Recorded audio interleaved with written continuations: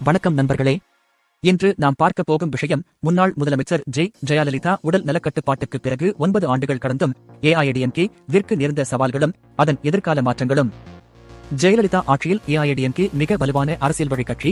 அவரது மரணத்துக்கு பிறகு கட்சிக்குள் உடனடி பதவி மாற்றம், தலைமை வெற்றிகள். ஆனால் அதற்கு பின்னர் அதே கட்சியில் பல பிரிவுகளும் சோர்வுகளும் ஆரம்பமானது.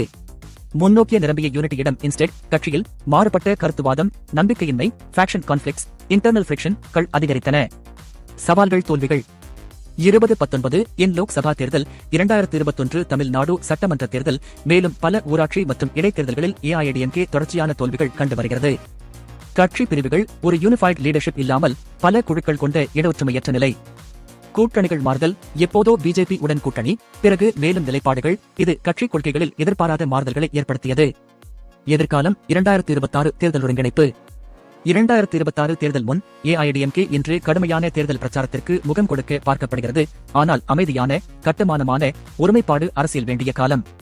புதிய தேர்தல் கூட்டணிகள், தேர்தல் முன் internal unity, ideology based campaigning, இவை அனைத்தும் கட்சி மீட்பு முயற்சியின் முக்கிய அம்சமாக இருக்க வேண்டும். 9 ஆண்டுகள் ஜெயலலிதாவின் மறைவினை எழுந்து ஏஐஏடிஎம்கே பல சவால்களை சந்தித்தது. இன்று மீண்டும் எழுச்சி பெற வேண்டுமெனில் கட்சி வலுவான இன்டர்னல் யூனிட்டி, தெளிவான கொள்கை மற்றும் பொதுமக்களுடனான நம்பிக்கை தேவை.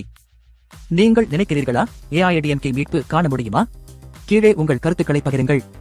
லைக், ஷேர் செய்யுங்கள். மேலும் தமிழன் சேட்டி ஐ சப்ஸ்கிரைப் செய்ய மறக்காதீர்கள். Source: News 9 Live.